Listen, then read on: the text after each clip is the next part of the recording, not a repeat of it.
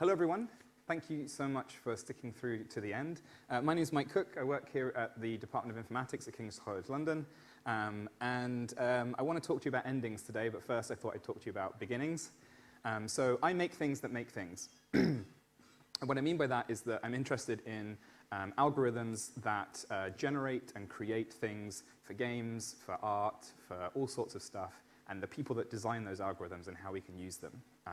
So if you've played games like Minecraft, for example, you'll know that the world that you explore is not designed by hand. Each block hasn't been placed by someone. It's been designed by an algorithm, which was in turn designed by someone else. So we're interested in how these methods come about and how they're used. And randomness and unpredictability is a huge part of our culture. If you play board games, if you play Dungeons and Dragons, if you go back thousands of years, you'll see that we use randomness as part of our life all over the place. So most of my research career has been spent thinking about this question: can an AI design a video game? I've been very fortunate to work on this for pretty much my whole career, the last decade plus, and think about all of the cool questions that come out of that and the things that spawn from it. And I've done stuff like I built an AI that entered a game jam, so that's a game-making competition with other human beings. We made an AI that designed games based around Guardian newspaper articles to see if an AI could tell a story using images and sounds it found on the internet. I've had the games made by my AI exhibited in galleries, which was really cool. They built a custom arcade cabinet in the Baby Castles Gallery in New York. And I'm still doing this stuff. So this was just last week. We were demoing the new system, Puck, at the Festival of AI here at King's. So this is the system I'm currently working on. It's called Puck. I'm going to mention it a little bit later on in the talk. But we're really interested in whether we can build AI to design games and how those AI can integrate into everyone's lives, not just the games industry. Now, when I started my PhD, journalists liked coming and talking to me and asking me questions like, they loved this headline of like, is it going to take away our jobs? And that was kind of a fun joke 10 years ago. And now it's not quite as funny as it was 10 years ago, because now people are kind of asking it for real. And we're actually worried about whether this might be happening. And we've got reports from companies which are getting rid of staff and hoping they can replace it with AI. We'll be talking a bit more about that later in the talk as well. So the question I'm kind of coming to today is what happens next? Like what is coming after? What is the ending to this story? So let's talk about endings. Let's talk about L.A. Noire. So L.A. Noire is a detective mystery game, came out in, I think, about 2011. And L.A. Noire has a really sad ending. I won't spoil the whole thing, but like a lot of the bad guys kind of get away with what they were doing. And the corrupt police officers and government officials and stuff kind of keep doing their thing. It's kind of to remind you maybe that Los Angeles can't be changed that easily. And the fact is that some stories have sad endings, and it kind of feels maybe like we're tending towards a sad ending with the games industry now, and with AI, and we're hearing about things like these jobs are disappearing, or IBM is freezing hiring for roles that they think AI might be able to do in a few years' time. And so maybe the ending we're heading towards isn't a very happy one. Now, of course, AI can be used in loads of positive ways, which we've been hearing lots about that today from all of the speakers. And people often tell me, well, AI is a tool, right? You can use it for good, or you can use it for bad. And that's absolutely true. And we've seen loads of exciting ideas for how it can be used for good today.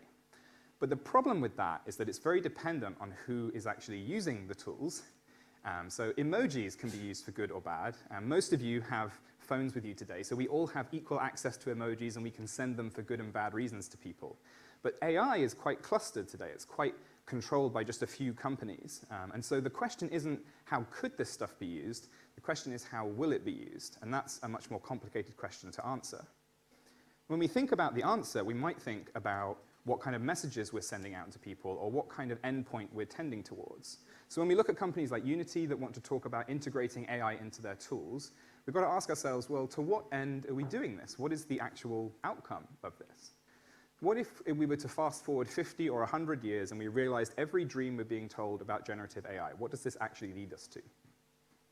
Well, one option is that AI tools make us all equally capable of making perfect video games. And I've included a photo of a perfect video game here. It's called A Short Hike, and you should play it if you haven't.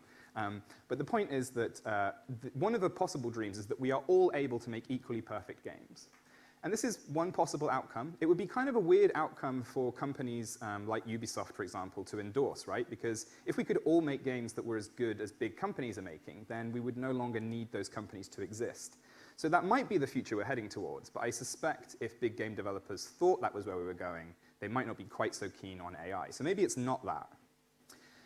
So it could be another option, which is that AI helps raise the bar of what we can do. So everyone gets a little bit better at making games. So the big companies get a bit better, the hobbyists get a bit better, I get a bit better.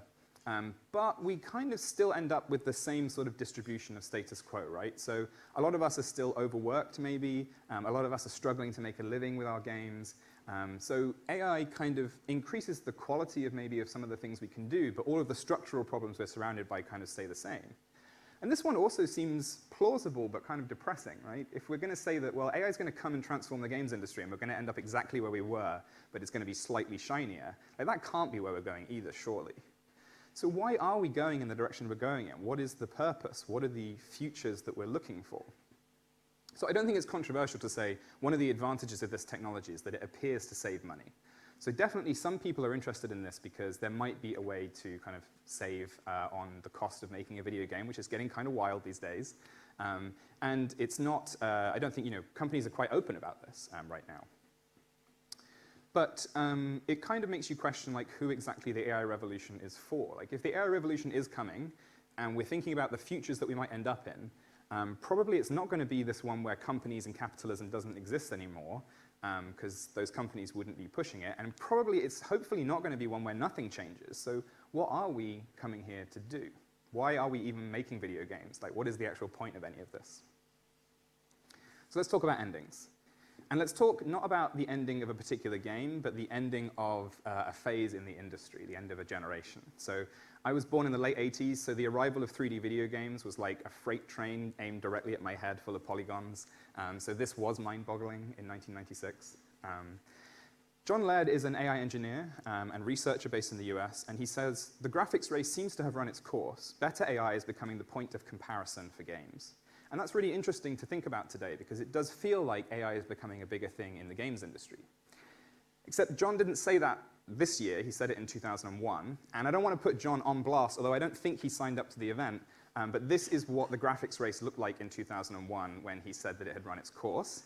Now, I love these graphics, and I was alive at this time and was a big, big fan, but I think we can agree that the graphics race had not run its course. And 20 years later, we still haven't finished, but this is what a highly modded version of Cyberpunk 2077 looks like. And I imagine 20 years from now, we will still be pushing the graphics race. So when we think about the time between when John said that and today, we think about, like, what's changed.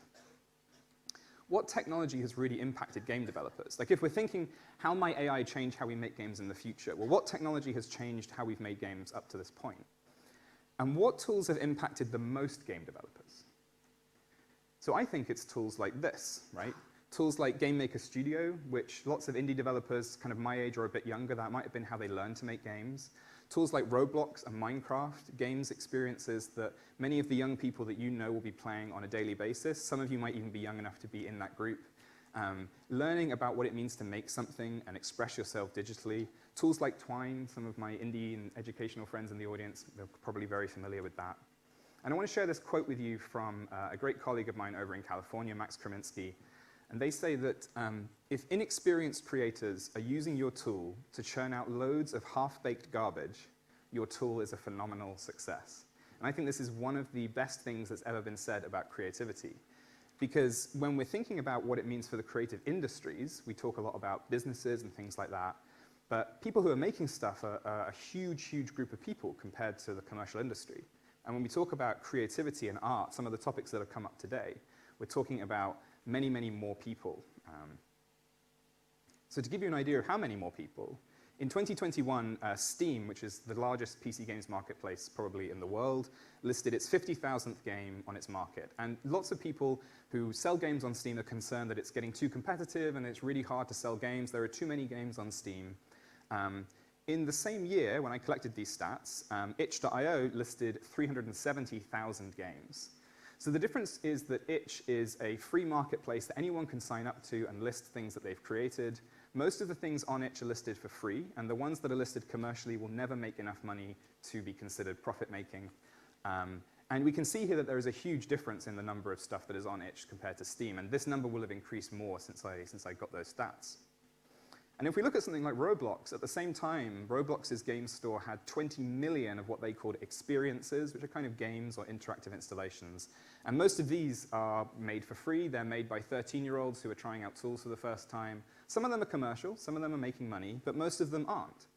So when we're talking about what is AI going to do for the future of making games, which groups are we talking about? Because when we talk about the games industry, we're not even thinking about the 50,000 games on Steam. We're thinking of like the 25 games that you'll see on bus adverts and TV trailers. But the games industry is massive. The people making games are a huge, huge group. And we make games not because we want to be one of those 25 games on Steam. We make games because it feels good to make stuff. It feels amazing to make things. And I have this feeling like every time I make a little sprite move on the screen in Unity. So when we look at things that people have made, when we look at artworks and generative experiences, this is Loose Leaf by Rihanna Suen. When I look at this, I don't think, would this have been better if it had ray tracing? Or would this have been better if ChatGPT had helped write the code?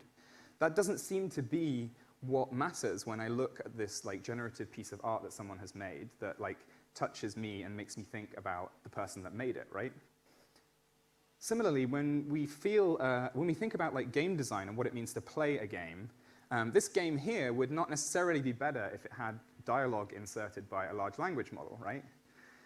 If you've ever played with a 3-year-old, you have probably invented, played, and forgotten about a game in the space of 5 minutes. If we look at the history of what it means to make games, there are billions of games that no one will ever write down or remember that we're making all the time. So what is it that AI is actually here to do for us then? Well, let's talk about endings, and let's talk about Celeste. So Celeste has several endings. They're all happy. But if you go and hunt down all of the strawberries in the game, you get an extra happy ending where they have this big strawberry pie in front of them. So sometimes we have to do a bit of extra work to reach a happy ending, and there might be lots of good endings that we could find for ourselves in the future of the games industry. And the analogy I've been using recently to talk about AI is Pokemon. I want to build AI that are like Pokemon. What do I mean by that? Well, the thing with Pokemon is that they're friendly and cuddly, and they're connected to the people that they're around. And so when we've been building Puck, Puck is a system you can download onto your computer, and it lives there, and it makes games, and that's your version of Puck. It's not anyone else's. It doesn't come with a big database. It doesn't connect to a server. It's there to be your Puck that lives in your computer. And Pokemon are small scale. They're really cheap to run. They don't cost millions of dollars to feed data into. You just give them a little rice ball every now and again. And that's really important because when we talk about the future of technology, we also have to talk about the present of technology or even the past of technology. And right now, there are still many parts of the world that don't have reliable access to an internet connection on a regular basis or access to a desktop computer. So even when we talk about like, oh, well, large language models, it's okay because we can put them on the cloud. Well, the cloud only works if I have access to the cloud, and we can't assume that everyone does, or that everyone should do, or that technology should keep increasing and getting more complicated and expensive and fast. And so Puck is designed to run on kind of anything, and if you put it on worse hardware, it just runs more slowly. And it's not in a rush, because you're not running Puck so that you can churn out a blockbuster game. You're just having Puck there because it's making games, just like you are. And it might take weeks or months to make one, but that's okay, because we're not in a rush. And Pokemon are kind of easy to understand. Although I had to think twice about this slide, because they really only say their names, but people do seem to understand the vibe of what they're going for, so I'm going to stick with this description. And the fact is, lots of our technology is not easy to understand these days, and we're kind of discouraged from understanding it. Machine learning is very opaque, and the press is telling us that we don't understand what's in front of us and that we don't need to. So again, Puck is open. You can take it apart and look at all of its config files. Every time it designs a new game, it leaves a text file on your computer that you can look at and see everything that it knows about the game, and that will be there forever. And the idea is that it's not talking to some server that you can't see. It just lives in your computer like a desktop pet. And finally, like Pokemon are part of people's daily lives. They actually make a meaningful impact on them. And it's been really lovely to be here today because there are so many people in the audience that I know from different parts of my life. There are people I've been playing games with on the internet since I was about 18 years old. There are people who I met just a few weeks ago. There are colleagues and friends. And it reminds me of all of the creative communities that I've been a part of and that I've benefited from over the years. And that's the kind of AI system that I want to build, someone that can build these communities, help us maintain them, be a part of it, be an active participant in a creative community like itch.io. So let's talk about endings. And let's talk about secret endings. Does anyone know what Silent Hill 2's secret ending involves?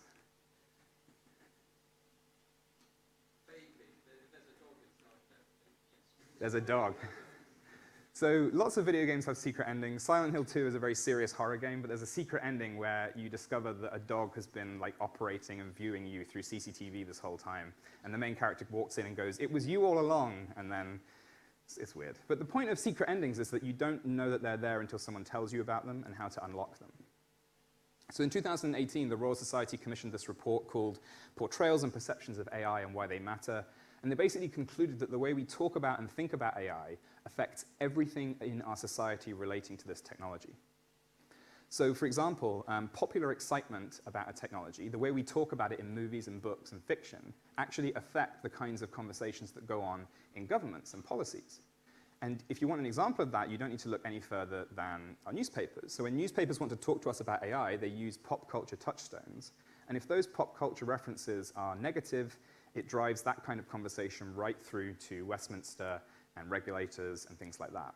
And this is being used to distract us. It's being used to make us think about terminators, which is the word at the top there, instead of some of the real dangers that are we're actually facing with AI right now. And they also showed that the level of trust that people have in scientists also affects the kinds of feelings that people have towards this technology. So they reference climate change with this, where climate scientists had some kind of reputational hits that really affected their ability to talk to the public. And that's why I think it's so important that we host the Festival of AI here at King's, because if people don't know that different futures exist, that different endings exist for the story that we're all in, then we can't ask for them. So it's been great to have everyone here at King's over the last few days learning about different things about AI, different futures that are possible, and the people who are driving to make them happen. Let's talk about endings. Let's talk about Deus Ex. I think Deus Ex is probably one of my favorite video games of all time. And Deus Ex has 3 different endings that you can take. And when they made a sequel to the game, they didn't pick one of the endings. Instead, they synthesized all 3 endings into the new game. So every ending that you chose is a little bit in the sequel, but not fully. And the reason why I wanted to close on this is because this is kind of the situation we're in, right? There's never going to be an ending, and none of these things that I've described to you today are definitely going to 100% fully happen. Instead, they're all happening a little bit right now. We're all in it right now. Like, AI isn't something that's going to happen 6 months from now or a year from now. It's happening today. That's why we're all here in this room. It's why I still have the career that I have. You know, if this hadn't happened, I might have quit academia a long time ago. You know, we're lucky to be funded because AI is a big deal. And so the future that lies ahead of us is not going to be any of these cut and dry futures, even the happy one that I'd like to build for you. Instead, it's going to be a mishmash of lots of different things, and it's going to be built by some of the people that I have the pleasure of working with, which includes all of my PhD students, colleagues, collaborators, and more. And if you want to see what that future is going to look like, I really recommend that you look up some of these people and the work that they're doing to try and bring about some of these different futures that hopefully will give you a bit of optimism for the future. I don't know how long this talk was, but if you want to ask me more questions in the future, you can. Why does it make that noise when I press the laser pointer? I do apologize. You can find me on Twitter. You can email me anytime you want. You can find papers and talks and other things on my website, possibilityspace.org. And thank you all so much for being part of Next Level today. Thank you.